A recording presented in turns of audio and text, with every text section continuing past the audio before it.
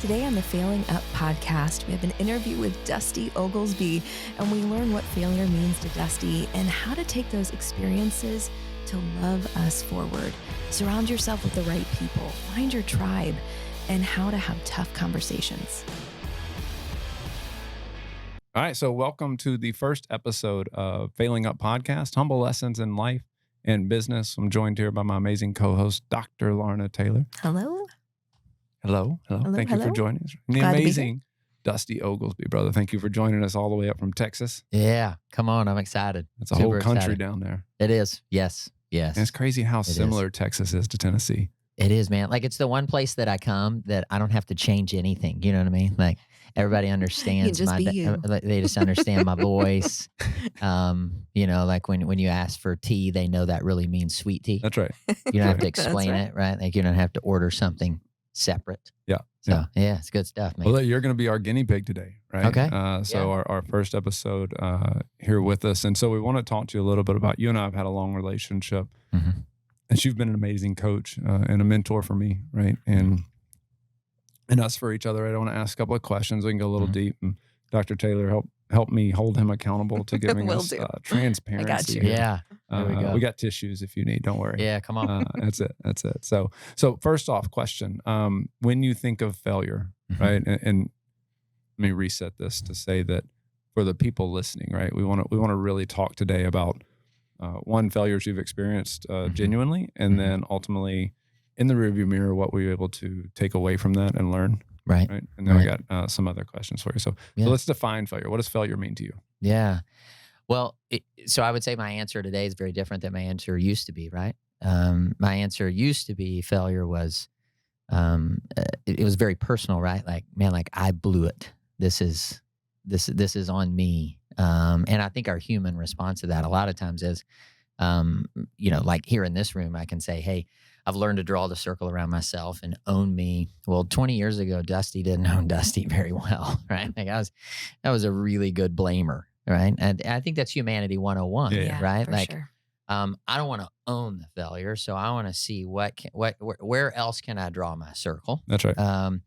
And so what I would say today is defining it, and this has come through coaching and mentorship and learning, is that it really is an event, right? That every single one of us at this table, every single person out there listening, like the event of failure is going to happen. That's life 101, right? Like a lot of times the failure is, it is on us, right? It's a decision that we made or we didn't make or a choice we made or other times the failure comes from outside in, right? Like I didn't ask for it.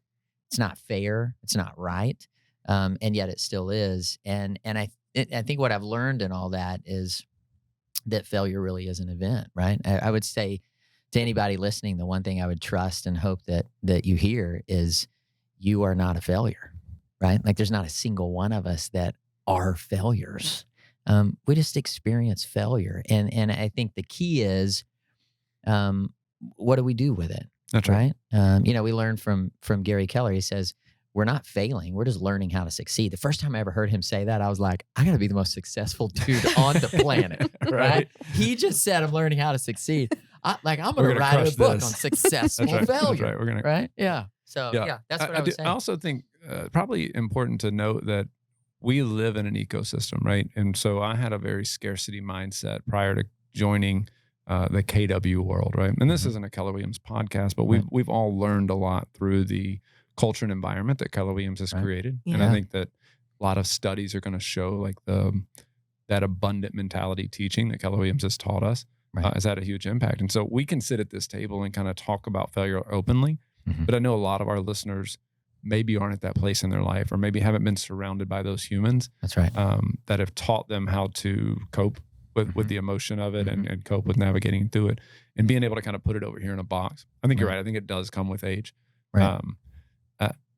I think about myself in my late teens and early 20s and just what a train wreck, as we kind of look at it and go, like, I'm sure we can unpack plenty of this and put me on the couch, but you do grow, I think, and able to look back. But then some of the lessons that you've learned just through the last 7 or 8 years of being in the ecosystem. How long have you been at KW? 12 years. 12 years. So what are some lessons that you've learned maybe that we could share for those that maybe don't had these conversations every day or haven't grown up in this environment lately? Yeah, I think one of the biggest is, surrounding yourself with people that love you really well.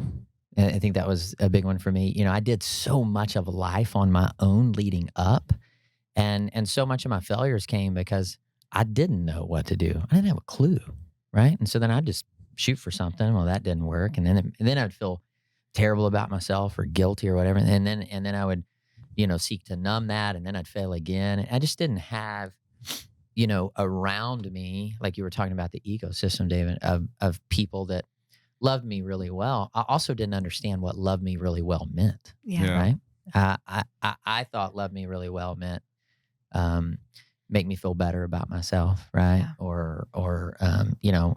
I think when we're in a victim mentality, we excuse the behavior, and so we it's confirmation bias, right? I start looking for people who are going to help me feel better about me, and Yeah. one of the biggest things I've learned around how to walk through failure, all the above, is finding people who love you enough to go. I'll give you a great example. 10 years ago in my life, my spiritual mentor sat down with me, asked me to go to lunch. And we went to lunch and we sat down, and I ordered and he didn't. And I thought, well, that didn't make any sense. You asked me to go to lunch, bro. And It's like y'all's breakfast this morning. yeah, I didn't understand, man. It was weird to me. And so I was like, hey, bro, you're not going to eat? And he said, I didn't come to eat. I came to talk. And then he said these words. I'll never forget. It was a defining moment for me. Like when we talk about failures, he looked me right in the face and he said, I want you to remember for the next 5 minutes that I love you, because it's about to feel like I don't. Ouch. That's powerful. Right? I mean, that was, Yeah. it was probably one of the most profound statements and one of the most profound moments of my life, because it was coming in a season of failure that I had it was self-imposed, Yeah. right? Like I was walking in my own failure, blatantly making decisions out of failure. And he just looked at me, and that day loved me really well. And he said, I want you to remember that I love you, because it's about to feel like I don't. And then he leaned in and just said, he literally looked me right in the face and said, stop wasting my time. Like, you want to come to lunch? We'll go to lunch. Don't come in here and tell me you desire to be a certain level of a man and then blatantly walk out of here and not do it. Like, don't waste my time. Yeah. And he literally looked me again, just right in the face and said, you're a liar. Well, we see that a lot in this, Yeah. right? And I think for the people out there that maybe don't have that ecosystem around them, right, or haven't Right. grown up, seek out. I think the difference, like, is somewhere along the way you kind of find your tribe, right? You That's find right. someone that loves you enough to have that conversation with you, That's right. right? And so, for me with purpose coaching, you have this experience that you can lean into, right? If you're feeling that void in your life of like, is this enough? There's got to be more. Mhm. I can't run the rat race every day, or I don't have an ecosystem of people around me lifting me up. It takes a lot of courage to step out and go and find new people to surround yourself with. But I know the people that I was hanging around when I was a teenager in my 20s, Mhm. I was absolutely on a path of destruction, That's right. right? And I love my wife for, why she stayed with me. I have no clue, right? Mhm. Like, just no understanding seriously of the stuff that woman went through to Mhm. tolerate me. And she loved me enough to drag me through it, and was, to this day, has been my champion. That's right. Has been there by my side to say, like, That's right. you can do this, right? Like, I've got your back. We're going to do this together. That's right. I'd never had anybody do that before, Right. right? And so when you have that person, if you don't have that person, you're listening to this, reach out, mychosenpurpose.com, find your tribe there, or find people around you that can lift you up and support you in that, right? That's right. Yeah. Yeah. Because we weren't created to do this alone. No, not at all. Right? Any of us, right? Like Right. we weren't, I mean, like, right? I mean, like, I think of Jesus himself, right? Walked around the earth with 12 people. Right. Yep. Right? That's right. And I'm pretty confident he had it more figured out than I Probably. do. Right? Probably, right. And so, so I think that's, we weren't created to do it alone. So get those people who do love you enough to tell you the truth. And I always say too, David, like, get those people that, that just aren't impressed with you. Yeah. You know what I mean? Like, I think about my bride there. I'm like, she loves me enough to tell me the truth, and she also just not impressed with me. That's right. Right? Like, she don't give me a high five because I took out the trash. She's like, You should, bro. I'm jealous Right? you have people that are impressed with that. I don't have to look very far. Right? Right. Yeah. I walk Dr. over- Lorna's like, yes, I tell Ryan all the time. Every day. Right? That's right. Yeah. All right. So you're in this season, right? Your mentor meets with you, right? Gives you some tough advice, some tough love. And you, like Dr. Taylor, where do you see that show up, right? You see the audio and video not matching a lot. As a father, I have 3 children. And so sometimes you see what their goals are not aligning with what their actions are. Right. And I think as a coach, a lot of times it's easier from the outside looking in for us to be able to say like, all right, I see you say you want to do this, but your activities show me that you're going to do this. Right. We were talking about goal setting earlier. Yeah, and, for sure. And the goal setting is such I'm going to do it. Right. I'm going to do all this stuff. That's right. And then I go like, all right, show me the plan. And you got the plan. And then week 1, it's like, well, yeah, I thought I wanted to do it. Right? That's right. Reality. Where do you see that show up? I mean, as an educator, right? As a trainer. I think it's interesting because I think a lot of folks, like you said, they have big goals and they'll even come up with a plan, right? And it's interesting when we're doing something like boot camp, right? Where we've got new agents coming in and they start knocking out the activities. I think when they hear something like boot camp or training, right? The idea is I'm going to come in, I'm going to get all these great skills, and then I'm going to go out there. And they get a little surprised when it's like, actually, we're going to do the activities now, like right now. And let's see what the results are, right? That's right. And sometimes it takes like a good week to come to terms with what that is, right? What that result is, what that looks like. Because there's a difference in the goal and the plan, what's actually happening. And I think that's actually, it can be a really bright light, right? Like this is, now you see the difference. Right. You see the gap, right? Between the plan, the goals, and what's actually happening, which is really powerful because then you can dive in and say, here's where I need to fill things in, right? Like here's where I need to commit, or here's where I need to be in this place at this time and do this thing. And that can take you to a lot of great places over time. So I see a lot of new trainees coming in and, again, with great hopes and great dreams. And then when they start to apply it again, I think it's powerful to see what the results can be when they really apply those actions and activities to that. So confidence is a result of success, right? It's on the other side of the pain and the failure. And I see this in my children. We see it a lot as business owners, right? We see people that show up saying that they want to do certain things, but I sometimes take for granted now, right? After doing it, right, and growing up and building a confidence to it.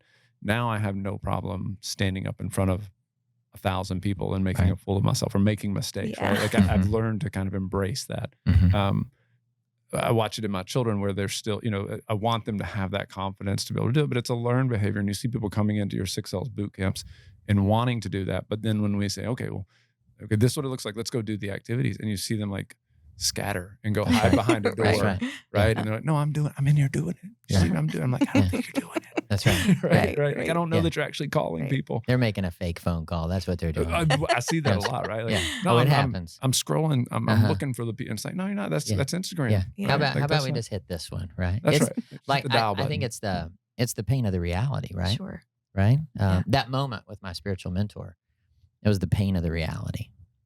I knew things had to change, right? And I think what we do, our human nature, right? What my human nature was that day is I stood up and threw my chair under the table and looked at him and said, you can't tell me what to do. Now, granted, I invited him to tell me what to do. Right? We come into a boot camp. They're inviting us to tell. They come into coaching, right? You're inviting us to tell you. And yet when the pain of the reality hits, my answer was like, I literally, this is comical. I looked him right in the face and said, you can't tell me what to do. I'm a grown man. I'm a grown man. That's what I said. That's it. Yeah. Now, granted, he like 6'3", I'm 5'6", is a little, right? I'm looking him eye to eye while he's sitting down. And I'll never forget this moment. He looked at me and said, brother, I don't see a man. Ouch. Right? Yeah. And I stormed out. I went into victim mode, right? We get 2 options. Yeah, we see that a lot. Right? You can either be a victim or you can be accountable. I went into victim mode. I stormed out. Which is what I had done. Yeah, it becomes a habit, right? It becomes a right? way that we react to certain things. We learn that we can, and you see it. It breaks my heart when I see it in people because they throw up this defense and they have all these reasons, right? And we talk about, I'm going to go do what I've always done because that's what's comfortable to me, That's right? right. They get in this pattern, That's right. right? And you need that pattern interrupt. And so I'd say, like, even when we do it sometimes and we cause that pattern interrupt for another human, it takes a lot of courage for us to do it. And Yeah. I do believe at some point in your own deep heart, in your Right. own moment, you looked at that moment and it made a difference. Yeah. Right. Well, it made a difference that day, right? Like I literally, I stormed out. I got out to my vehicle, and reality hit. Reality hit that he told me the truth. Nobody else had loved me like that, right? And so I had a moment. Am I going to keep this pattern that, right? I mean, like one of my favorite things to always think is, what benefit did I receive of the things I'm now ashamed of, right?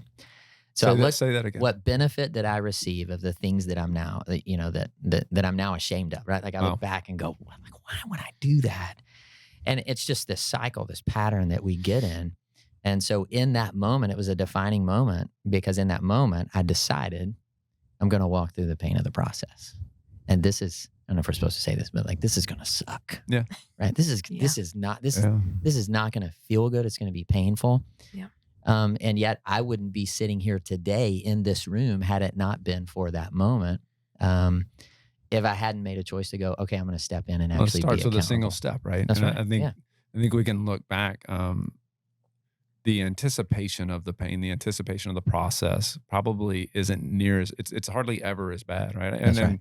not to bring it back to business, but a small example, right? I mean, this last shift that we've gone through, we spent so much time worrying about it. And I look at like the relationships that it's created, the way that we've banded together to be able to pull agents through and able to help them build businesses. That's right. And you go like, it was this fear. And I think a lot of agents are still stuck in that fear, right? Mm-hmm. It's the paralysis, right? Of rather than, inaction to them is somehow better than action, versus just owning the situation, realizing that you lean into it and step into it.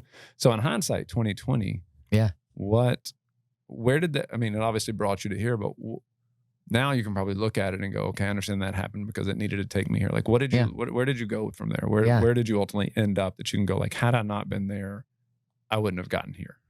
Yeah. Well, I mean, man, to think of where I am today, period, when I look at that, I think of it, Dave, like I view failure in moments like that, like watching game film, right? Like, I think that's how we learn from them is take ourselves out of it, right? And come up to like a 30,000 foot view and look down and go, okay, how did I get here? Right? Like, what did I do? What did I not do? What do I need to own? What's not on me? And then it's the continual though accountability from that, right? Like that one moment isn't what changed everything. Sure. That moment gave me the clarity of, man, I got to change. It was a catalyst, like right? now. Yeah. But then it was, now we got to go, just like you were talking about, Dr. Taylor, in boot camp or whatever it is. Now we got to go to the day-to-day work, right? Yeah. And that's where the accountability comes in. To, anywhere we're not held accountable, we're going to be prone to wonder. Like that guy is still in me. Sure. Right? Like I could be that brother tomorrow. Yep. Outside of watching the game film and making sure that I get in relationship and alignment with people like at this table, right? To to help me through that. So so where did we go from there? It was stepping into that pain, and I would love to say that was the last moment we ever had a conversation like that, right? We've had other conversations, right? Where I think your younger self starts to believe that that happiness in life is somehow avoiding that pain. Right. And there's a book that Gary has us read called The Obstacle is the Way, right? Mm-hmm. In a lot of the philosophical minds, right? And thinking that way. And we think when we're younger that somehow avoiding that pain is what success is going to be, or happiness is the avoidance of those painful situations. Yeah. As a father, one of the hardest things to do is to allow them to fail, but knowing that if I save them from every situation, character is built in the failure moments. That's right. Right. And in order for them to develop as humans, they're going to have to go through some degree. That's right. My goal as a father has become, how do I just keep that degree from being so severe that it has some negative long-term consequence, right? Right. That it doesn't lead to alcoholism or drug abuse. Yet it's not so emotionally impactful that they can't cope with it. That's right. But not saving them from every, I mean, right.